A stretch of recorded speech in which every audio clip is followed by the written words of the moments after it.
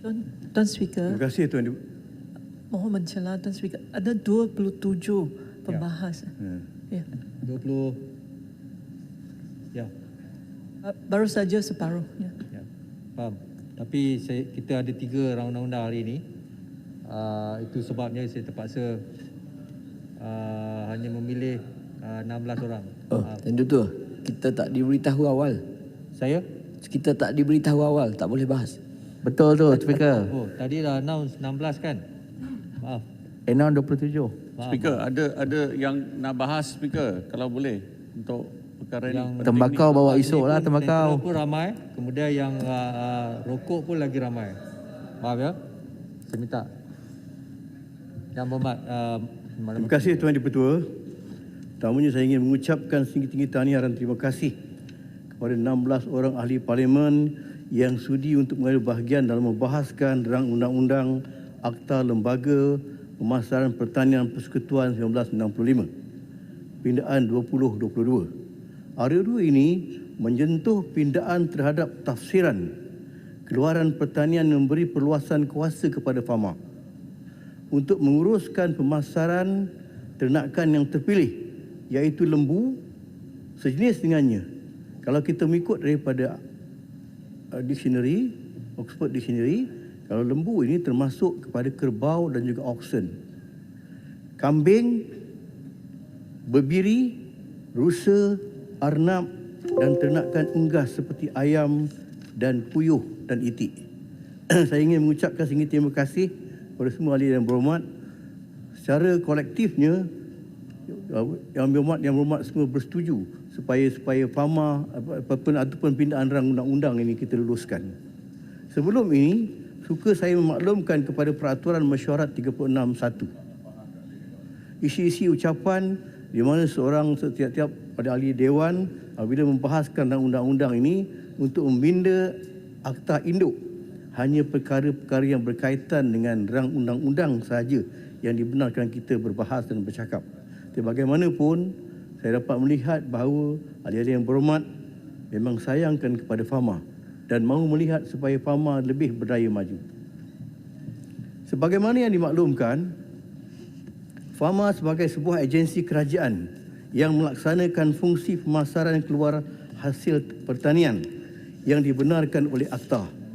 Peruntukan yang diperolehi oleh daripada kerajaan digunakan untuk menjalankan pelbagai jenis perkhidmatan pemasaran yang meliputi pertamanya pembangunan pasaran, keduanya pembangunan infrastruktur pemasaran dan kemudahan pemasaran, ketiganya pembangunan usahawan, keempat penyediaan produk ke pasaran dan kelima pembangunan regulasi pasaran.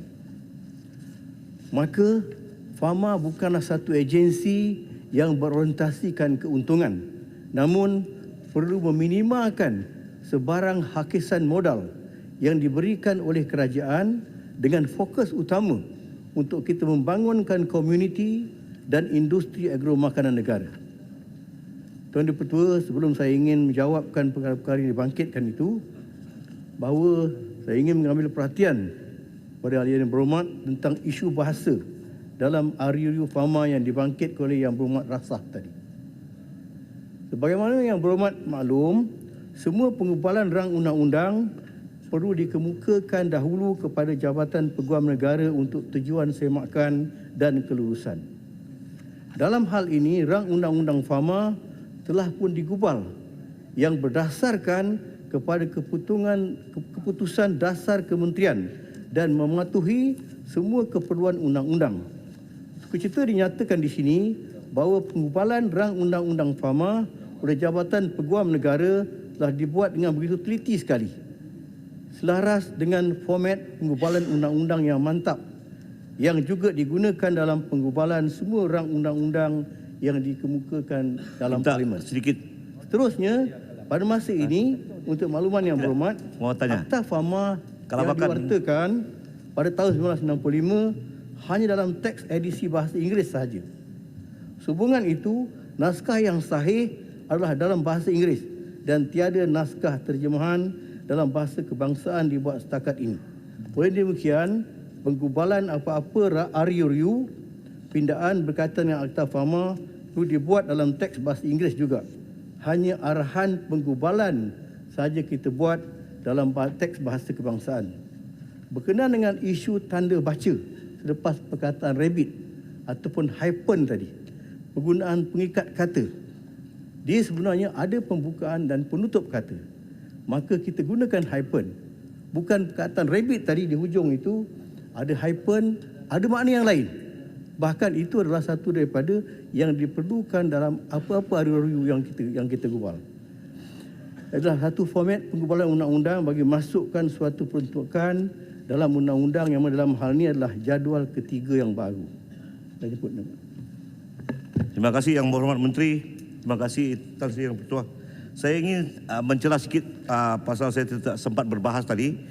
Saya ingin bertanya pasal dengan perluasan fungsi PAMA di dalam rang undang-undang ini yang melibatkan komoditi ternakan, adakah masih relevan kita menggunakan pakai nama PAMA kerana kita telah melibatkan penternakan? Isu nama agensi mungkin menampak ringan bagi setengah pihak, tapi namun sebenarnya ia memberi implikasi yang besar kepada negara kerana ianya melibatkan pemasaran komoditi utama negara. Saya juga dimaklumkan bahawa kementerian telah mewujudkan projek pemasaran hasil pertanian berteknologi tinggi yang diuruskan oleh PAMA yang berperanan membantu usahawan dan petani mendapatkan maklumat berkaitan dengan pertanian moden. Saya ingin bertanya sama ada projek ini akan diluaskan di Sabah. Terima kasih.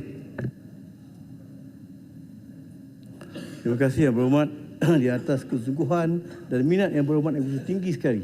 Bukan sahaja untuk memajukan Sabah, bahkan kita mahu melihat supaya petani-petani kita diberikan kemudahan, diberikan pilihan dan keutamaan, terutamanya dalam usaha kita untuk mempertingkatkan lagi bekalan makanan negara selaras dengan dasar agro makanan negara dan 2.0. Saya teruskan kepada jawapan saya. Keduanya, pemilihan ternakan dalam jadual 3 sebagaimana yang dibangkitkan oleh Yang Berhormat Jempol, Yang Berhormat Dibaran dan Yang Berhormat Rasah. FAMA dengan kerjasama Malaysian Productivity Corporation telah melaksanakan kita kembalikan proses Regulatory Impact Analysis RIA bagi mendapatkan maklum balas dari pelbagai peringkat dan juga pemegang taruh atau stakeholders. Oleh demikian, FAMA perlu bersedia untuk pembangunan pasaran manakala berkaitan isu ternakan khinzir yang tidak termasuk dalam jadual 3 adalah disebabkan industri ini telah berdaya maju yang dipacu oleh sektor swasta. Oleh demikian, ekosistem perniagaan tersebut perlu kita teruskan. Seterusnya, fungsi dan had kuasa FAMA di bawah Akta 141 yang dibangkitkan oleh Yang Berhormat Pokok Sena, Yang Berhormat Sabak Pernam, Yang Berhormat Teberau.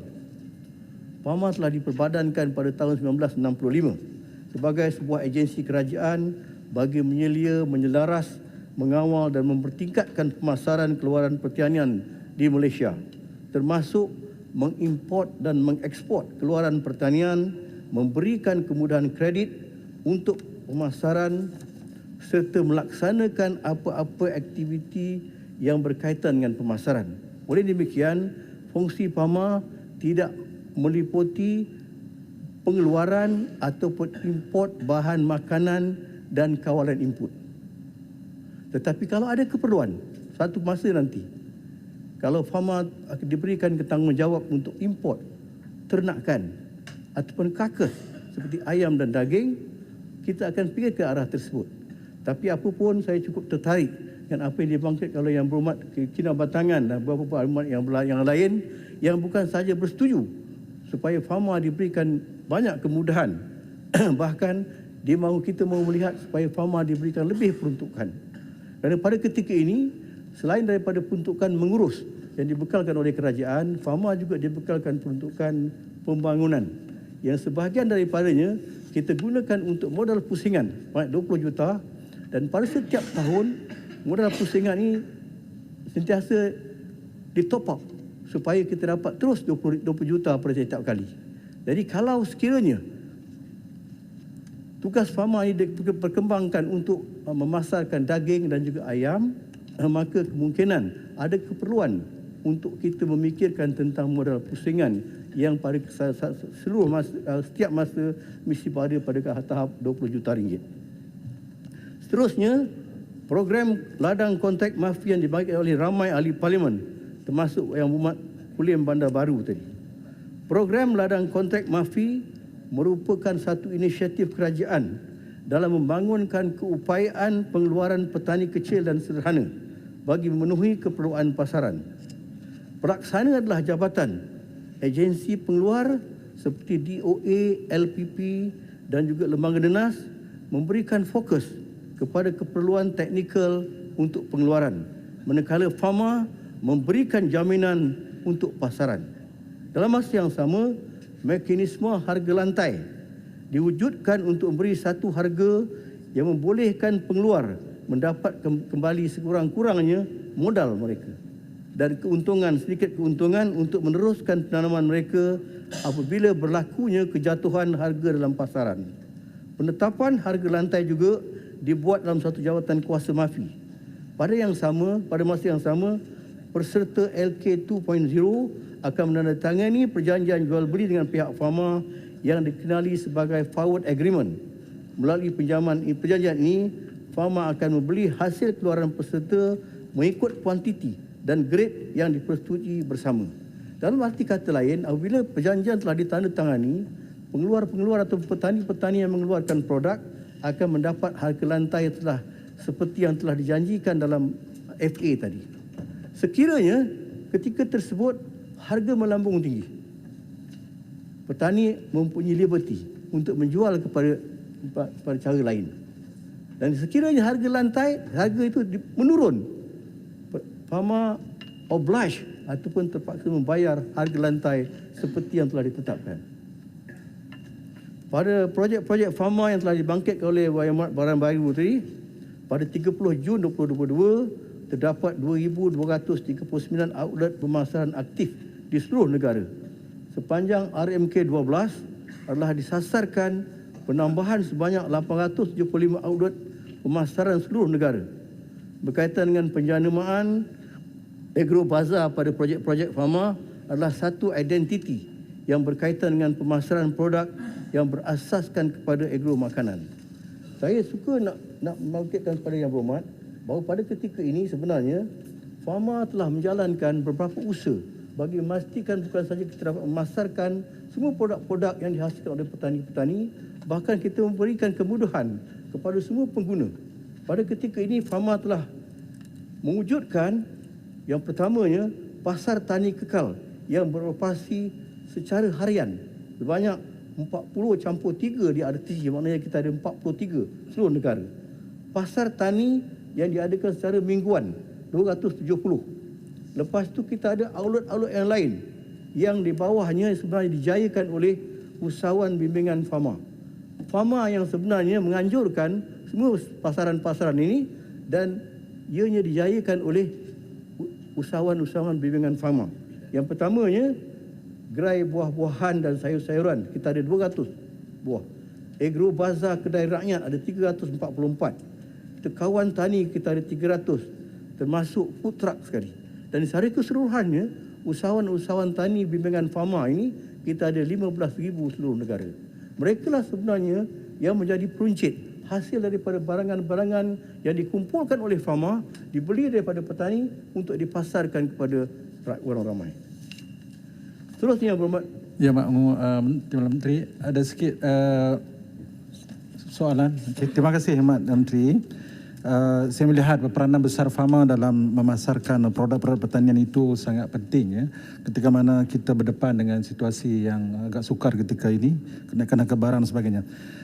Pada beberapa tahun lepas ada dicadangkan oleh pihak Pharma untuk mendaftar orang tengah, ya, ataupun dia katanya program yang disebut itu daftar pemasar.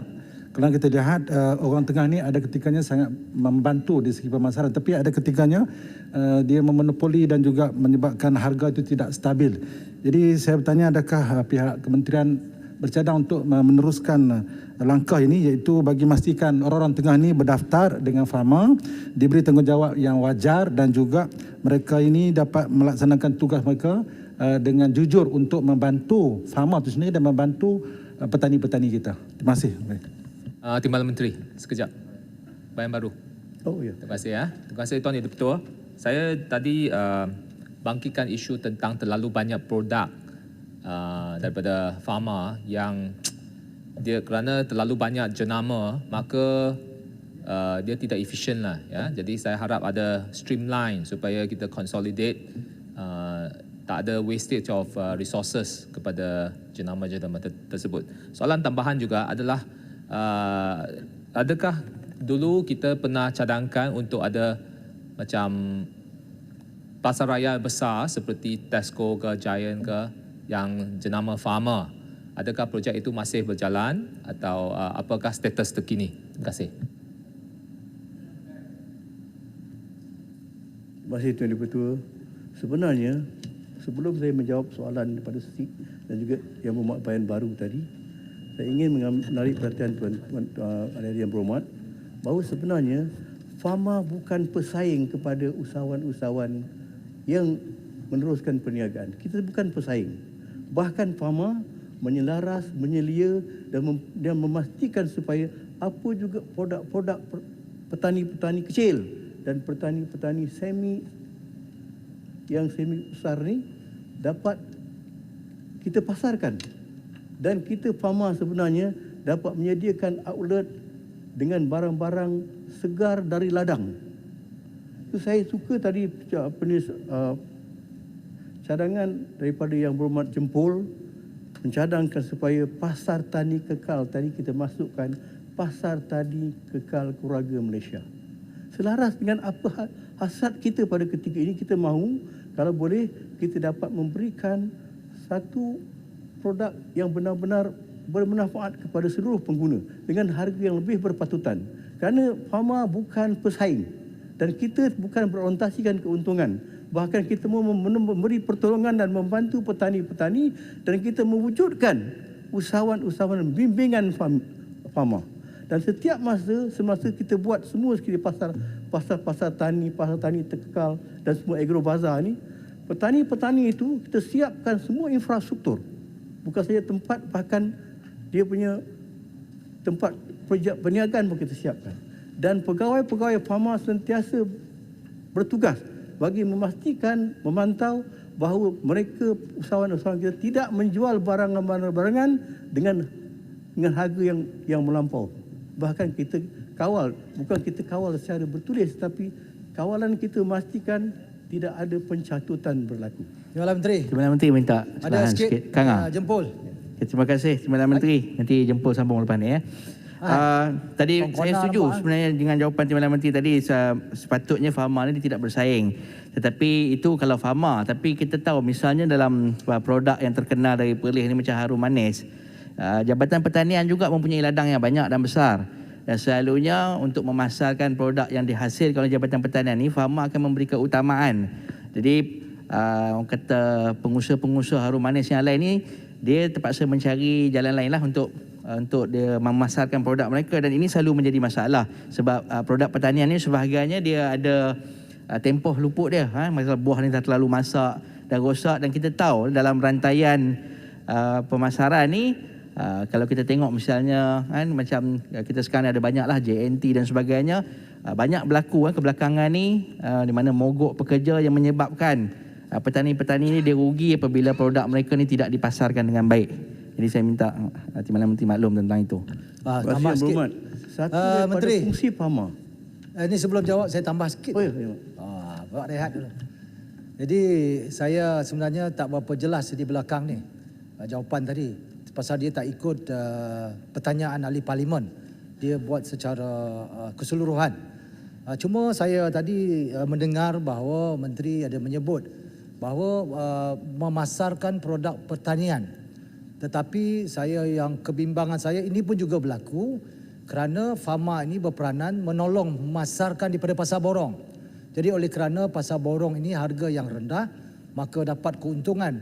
Dan manakala yang petani ini mungkin tidak ada mencukup barang, dia ambil barang daripada pasar borong. Ini seolah-olah membantu orang tengah untuk memasarkan produk dia. Farma berperanan untuk membantu petani. Di sini macam mana farma ini menguruskan perkara ini sebab ianya telah berlarutan lama. Mohon Menteri untuk beri penjelasan.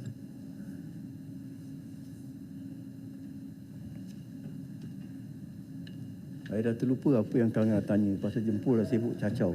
Tapi apa pun, Muhammad Kangar tadi. Harum manis, harum manis. Ya, harum manis. Sebab Jabatan Pertanian juga mempunyai ladang yang agak besar. Harum manis sebenarnya menjadi satu produk keluaran pertanian daripada Perlis. Cuba tak tanam dekat negeri lain tak jadi, Muhammad. Kita dah cuba tempat-tempat lain yang lebih strategik, tapi tak jadi dan Gasteri bukan macam harum manis. Harum manis sebenarnya bukan sahaja telah diiktiraf oleh dalam negara kita, bahkan luar negara yang Muhammad Dr. Speaker. Dan Pharma juga berperanan. Kita membantu sedikit sebanyak bagi memasarkan harum manis. Walaupun dengan harga yang tinggi, tapi kita tahu itu permintaan daripada pengguna yang memang cukup hebat pada ketika ini. Timbalan Menteri, kalau boleh saya inilah isu yang saya bangkitkan adalah tadi sebab Timbalan Menteri cakap tentang persaingan. Sebab yang saya sebutkan ialah Jabatan Pertanian pun dia ada ladang dia. Jadi selalunya farmer memberi keutamaan pemasaran tu ialah buah-buah yang dihasilkan di ladang datang daripada jabatan. Sedangkan pengusaha-pengusaha, petani-petani, peladang-peladang harum manis yang lain, dia terpaksa bersusah payah untuk memasarkan produk dia menggunakan perkhidmatan swasta yang ada. Yang bagi saya tidak ada masalah, tetapi bagaimanakah farmer berperanan oleh kerana dia tak mampu nak tampung semua, dia memastikan pemasar-pemasar swasta ni dia menjaga sebab produk macam harum manis ni dia bila dah masak ni dia rosak, dia cepat rosak. Tapi apabila kita tengok macam penghantar-penghantar ni ada banyak masalah, jadi ini akan menjejaskan peladang-peladang dan juga petani-petani ni. Baik ya Muhammad, sebenarnya seperti saya sebut awal tadi, Pharma menjalankan kerjasama strategik dengan semua jabatan-jabatan dalam MAFI seperti DOA, LPP dan lain-lain, supaya kita mahu dapat perkhidmatan teknikal daripada DOA, daripada LPP dan daripada jabatan-jabatan agensi yang lain seperti MARDI. Pharma adalah buat pemasaran dan sedikit sebanyak harum manis buka dimarketkan ataupun dipasarkan dalam rangka yang tak banyak lagi oleh Pharma. Pharma menjalankan kerja tersebut. Untuk jempol tadi, kita masukkan kalau boleh produk-produk pertanian yang lain. Jempol dah hilang. Ada? Sebenarnya dah lupa kah? Saya boleh ulangi lagi tak? Ingat tak? Okey. Fungsi utama Pharma tak ada kena dengan pasar borong. Maksud saya tadi, barang produk pertanian yang disebut tadi, kita Pharma mengambil ataupun membeli produk pertanian daripada kampung-kampung kita. Jadi isu dia, kalau kekurangan diambil pasar borong ataupun pasar borong lebih murah daripada produk kampung, yang ini kita jihad orang tengah ni, adakah ia berlaku dengan Pharma? Kita tak ada menjadi orang tengah, tapi kita sentiasa komplimen antara satu sama lain. Itu yang kita akan buat. Ya Muhammad. Yang berhormat Menteri, memandangkan sekarang industri ayam sedang mengalami satu tempoh masa krisis. Jadi dengan pintaan akta ini, saya ingin tahu sama ada farmer bersedia membeli stok ayam yang lebihan itu. Ini akan membantu peternakan kecil ya untuk pada masa ini. Ya, sekian. Sebenarnya matlamat RU yang kita bentang hari ini untuk melebarkan lagi aktiviti-aktiviti Pharma yang kita libatkan kepada petani-petani kecil dan semi komersial. Apa yang berlebihan, saya tak cakap perkataan lambakan. Ayam pada ketika ini berlebihan. Kerana kalau bulan lepas kita menghadapi kekurangan, tetapi setelah beberapa teknikal diperbetulkan, kita menghadapi kelebihan bekalan. Apabila kelebihan bekalan, timbullah apa yang Berhormat sebut tadi, ayam gemuk. Tapi sebenarnya Berhormat, ayam-ayam ni tadi sebenarnya harga tempoh matang dia 34 hari. Apabila 34 hari kita dah boleh harvest.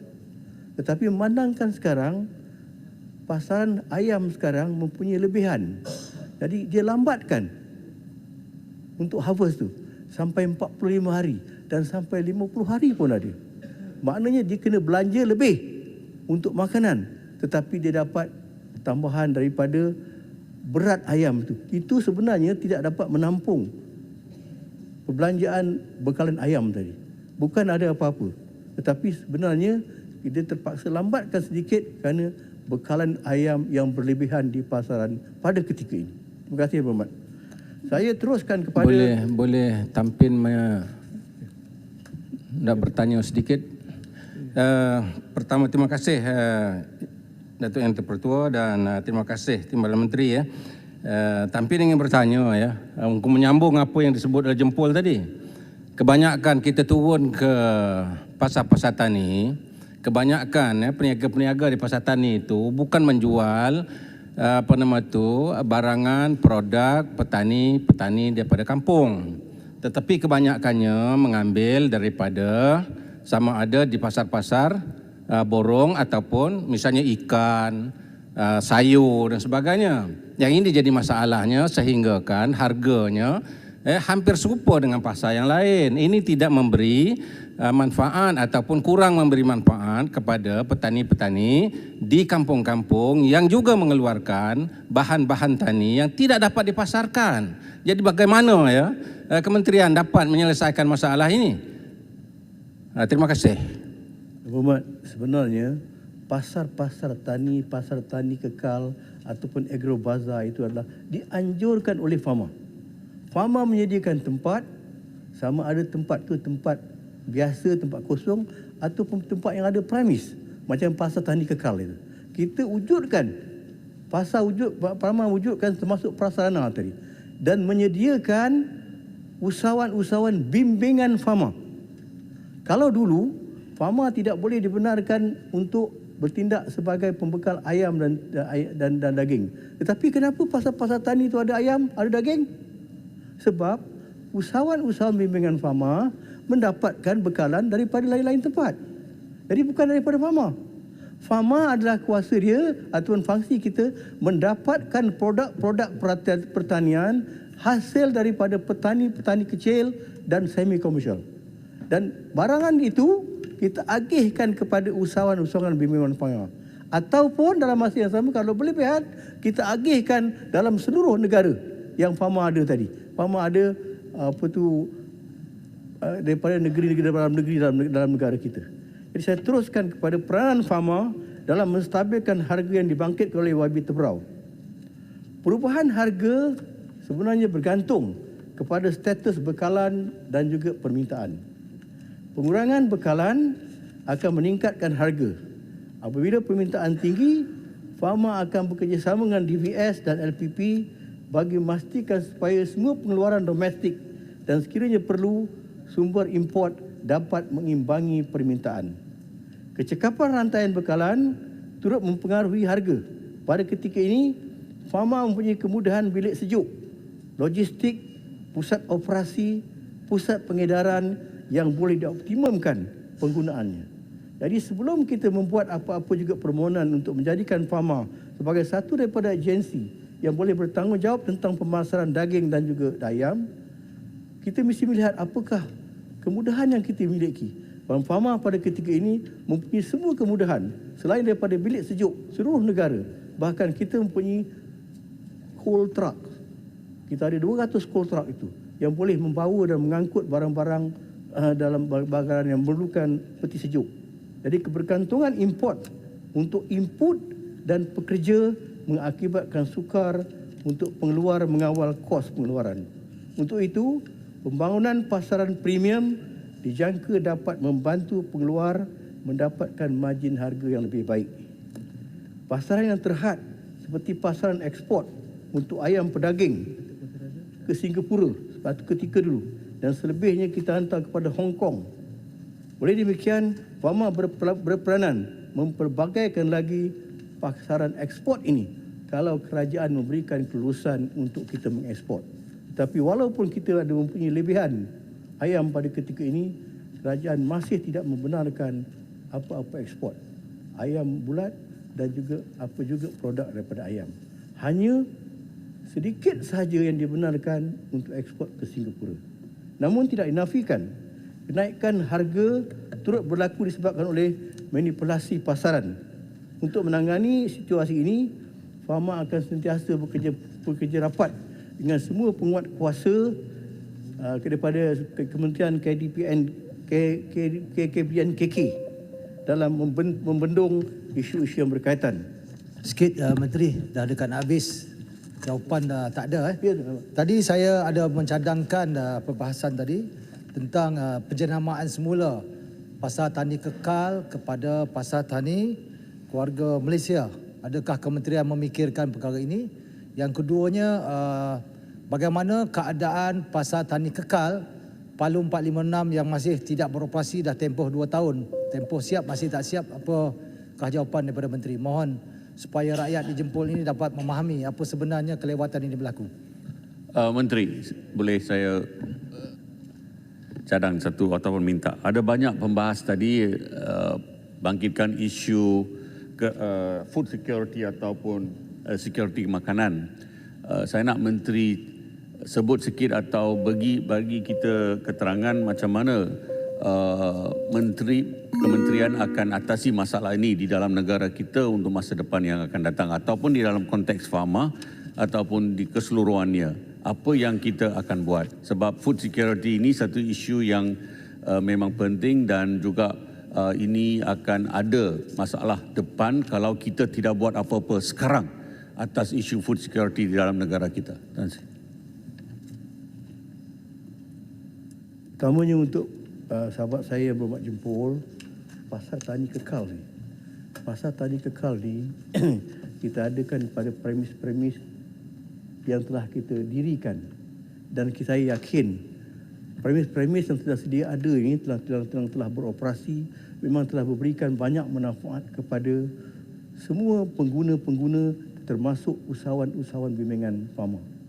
Yang Pasar Tani Kekal yang kita bercadang untuk mewujudkan di kawasan Jempol itu sekarang telah siap yang berhormat, dan kita menjangkakan ianya akan mula beroperasi pada bulan ini. Saya mohon maaf, memang tempat yang Pasar Tani Kekal di Jempol satu kawasan saya dah pergi melawat dah, memang cukup strategik, dan kita nak melihat kalau boleh ianya akan dapat beroperasi pada bulan ini juga, dalam bulan 8 ini, supaya sekurang-kurangnya kita dapat memberikan perkhidmatan kepada pengguna-pengguna. Seterusnya, sahabat saya daripada Kuala Langat tadi, saya pernah lupa yang apa yang Muhammad sebut tadi. Tapi apa pun yang Muhammad, isu food security ni. okey. Tadi penjenamaan tadi menjadi Menteri, isu utama pada ketika ini. Menteri, penjenamaan tadi Pasar Tani Keluarga Malaysia tadi. Pasar Tani Keluarga Malaysia memang saya menyambut baik dan saya menyokong cadangan tersebut. Jadi apa yang disebut oleh Kuala Langat tadi, untuk maklumat bahawa pada ketika ini seluruh dunia kita sedang menghadapi dengan sokong Menteri luluskan. Nanti ya Muhammad. Satu, kita sedang menghadapi satu isu kekurangan makanan yang cukup kritikal pada ketika ini. Tidak terkecuali kepada negara kita. Tetapi kita bernasib baik mempunyai seorang pemimpin Perdana Menteri yang cukup prihatin sekali. Bahkan pada setiap minggu kita menjalankan mesyuarat teknikal bagi mengukur setakat manakah keupayaan kita untuk mengatasi masalah kekurangan makanan. Bahkan kita bukan sahaja mengatur tentang food security, bagi kita nak pastikan tentang stockpile. Semua barangan-barangan, bukan saja beras, bahkan barangan-barangan keperluan yang lain. Dan kita yakin dengan perhatian yang amat berhormat Perdana Menteri telah menguruskan satu peruntukan yang cukup besar sehingga sebanyak 77 bilion ringgit untuk memberikan subsidi bagi memastikan supaya kita dapat mengatasi masalah ini, menangani masalah ini, dan kita nak melihat supaya rakyat tidak terbeban, terutamanya dalam kenaikan harga barangan. Dan dalam masa yang sama juga, walaupun harga yang banyak yang Berhormat sebut tadi, barangan import makanan yang semakin meningkat. Untuk maklumat yang berhormat, kalau tahun 2020 kita bising hari itu, kita kata 55 bilion yang kita import barang makanan daripada luar negara. Yang berhormat, tahun 21 angka tersebut meningkat lagi, banyak 63 bilion. Dan kita jangka pada tahun ini, kalau kita ukur daripada first quarter sampai bulan Mac, angka yang kita import sebanyak 17.8 bilion ringgit. Itu baru 3 bulan. Kalau kita kalikan dengan 4 penggal, kita mungkin melebihi angka tahun 2021. Di sini sebenarnya Tuan Yang Berhormat, kita perlukan barang-barang import yang memang diperlukan oleh rakyat kita yang mempunyai kemampuan. Jadi hendaknya kita sentiasa memberikan sokongan kepada usaha kerajaan dan kita mahu melihat bahawa petani, penternak dan nelayan, banyak orang yang telah banyak berkorban dalam memastikan supaya bekalan makanan negara sentiasa mencukupi dan juga stabil. Masa dah tamat, Ahmad? Ahmad, Masa dah tamat? boleh sambung je. Masa dah tamat? Masa dah tamat. Tadi saya mohon maaf Yang Berhormat. Saya tak ada masalah. Tapi saya kena hormati Tuan Di-Pertua. Jadi itu saja yang dapat saya sampaikan. Terima kasih. Terima kasih, Yang Berhormat. Ahli-ahli Yang Berhormat semua, sekarang saya kemukakan masalah kepada majlis untuk diputuskan. Masalahnya ialah bahawa rang undang-undang ini dibacakan kali yang kedua sekarang. Yang ahli-ahli Yang Berhormat yang bersetuju sila kata bersetuju. Yang tidak kata tidak. Lebih suara bersetuju, maka rang undang-undang ini dibacakan kali yang kedua sekarang. Rang undang-undang bernama Soktu Akta untuk memindah Akta Lembaga Pemasaran Pertanian Persekutuan 1965. Majlis dalam jawatan kuasa sekarang. Tuan Mentara.